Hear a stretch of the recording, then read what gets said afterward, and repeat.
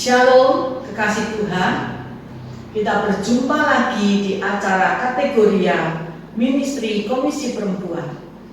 Mari kita sama-sama berdoa terlebih dahulu.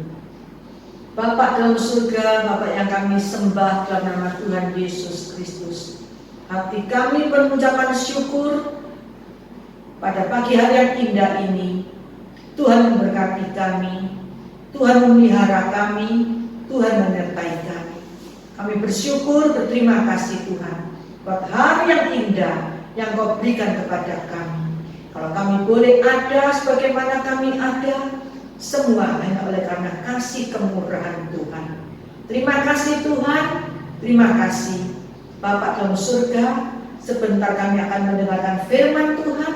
Urapi kami semuanya, berbicaralah Tuhan. Kami sungguh memerlukan firman Tuhan. Firman Tuhan yang berkuasa, menasehati kami, mendidik, menegur, meneguhkan kami. Berfirmanlah Tuhan. Firman Tuhan menjadi berkat dan rema dalam kehidupan kami. Terpujilah nama-Mu, di dalam nama Tuhan Yesus kami berdoa, kami mengucap syukur. Haleluya, amin. Kekasih Tuhan, tema kita pada pagi hari ini, ya Aba, ya Bapa. Ya Aba, ya Bapa. Nah, kita sama-sama membaca dalam Roma 8 ayat 14 sampai 17. Firman Tuhan berkata, semua orang yang dipimpin Roh Allah adalah anak Allah. Sebab kamu tidak menerima roh perbudakan yang membuat kamu menjadi takut lagi, tetapi kamu telah menerima roh yang menjadikan kamu anak Allah. Oleh roh itu kita berseru, ya Aba, ya Bapa. Roh itu bersaksi bersama-sama dengan roh kita bahwa kita adalah anak-anak Allah. Dan jika kita adalah anak Allah, maka kita juga adalah ahli waris. Maksudnya, orang yang berhak menerima janji-janji Allah yang akan menerimanya bersama-sama dengan Kristus, yaitu jika kita menderita bersama-sama dengan Dia, supaya kita juga dipermuliakan bersama-sama dengan Dia. Kekasih Tuhan, keberadaan dan status seorang anak ditentukan oleh bapaknya. Bila bapaknya kaya raya, terpandang, maka otomatis anaknya pun menerima pengakuan yang sama. Ada pepatah, buah jatuhnya tidak jauh daripada pohonnya. Tetapi firman Tuhan menyatakan bahwa setiap orang yang percaya kepada Allah adalah anak-anak Allah. Oleh karena itu dapat memanggil Tuhan, ya Aba, ya Bapa. Bapa kita adalah juru selamat. Bapa kita adalah raja di atas segala raja. Bapa kita adalah Tuhan di atas segala Tuhan, yang menciptakan langit, bumi dan beserta isinya. Dalam Yeremia 51 ayat 15, firman Tuhan berkata, Tuhanlah yang menjadikan bumi dengan kekuatannya, yang menegakkan dunia dengan kebijaksanaannya, dan yang membentangkan langit dengan akal budinya. Kekasih Tuhan, Bapa kita Tuhan Yesus Kristus, Dia yang menjadikan bumi dengan kekuatannya, yang menegakkan dunia dengan kebijaksanaannya, yang membentangkan langit dengan akal budinya. Dia Bapa dan Aba kita yang sangat-sangat luar biasa. Di dalam Yesaya 40 ayat 28, firman Tuhan berkata, tidakkah kau tahu dan tidakkah kau dengar, Tuhan ialah Allah kekal yang menciptakan bumi dari ujung ke ujung. Ia tidak menjadi lelah dan tidak menjadi lesu, tidak terduga pengertiannya. Kekasih Tuhan, tidakkah kau tahu bahwa Tuhan Allah yang kekal menciptakan bumi dari ujung ke ujung. Ia tidak menjadi lelah dan tidak menjadi lesu, dan tidak terduga pengertiannya. Kita punya Tuhan yang ajaib. Kita panggil Dia, Ya Aba, Ya Bapa.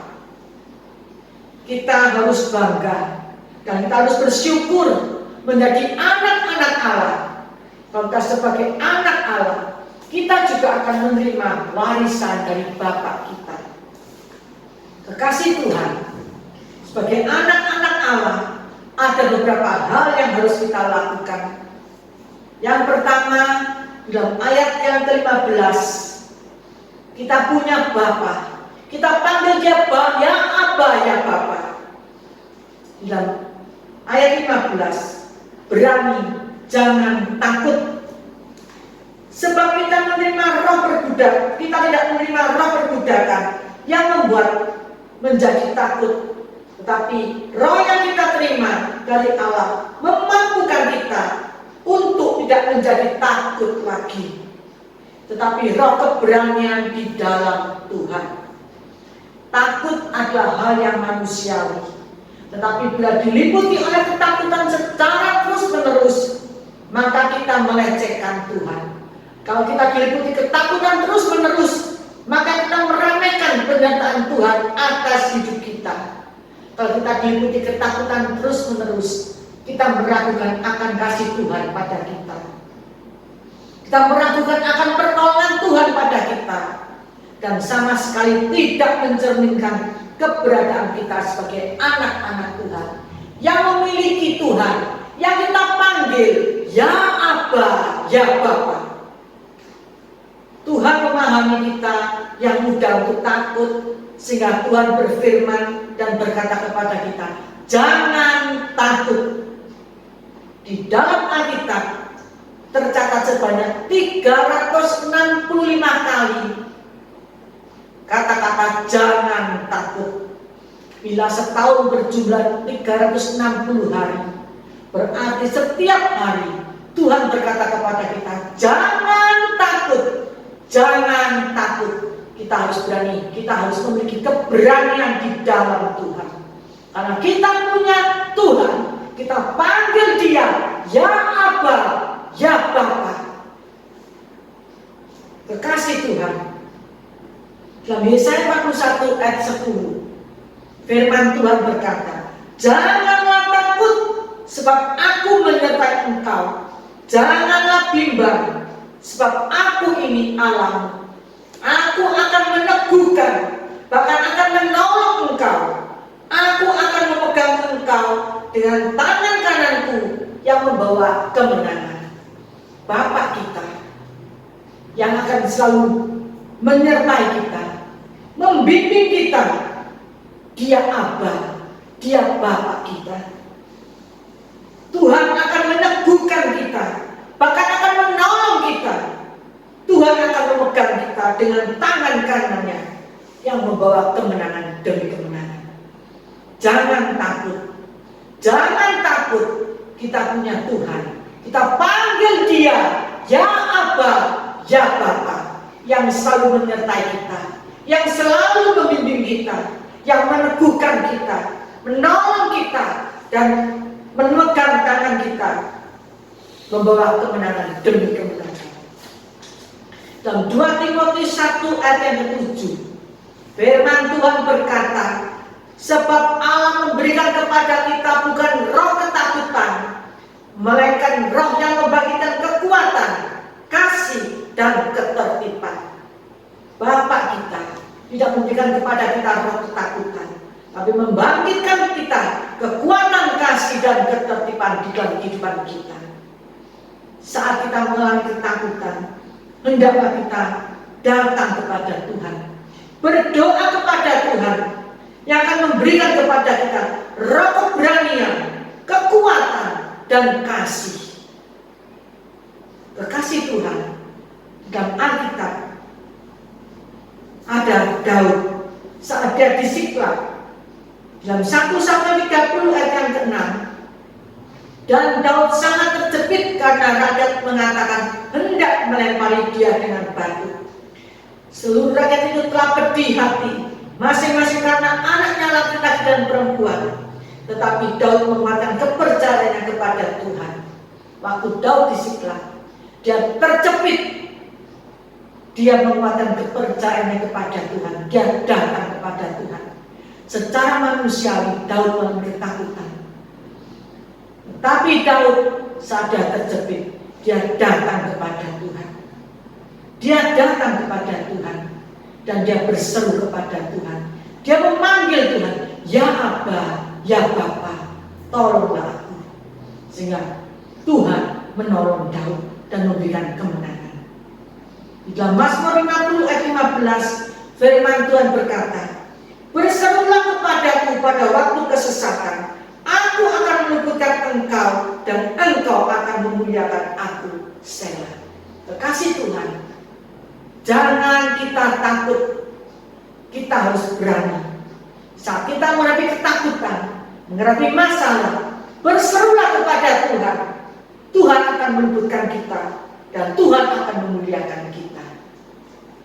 Dalam Mazmur 56 ayat 4 sampai yang kelima, waktu aku takut, aku ini percaya kepadamu, kepada Allah yang firman-Nya aku puji. Kepada Allah aku percaya, aku tidak takut.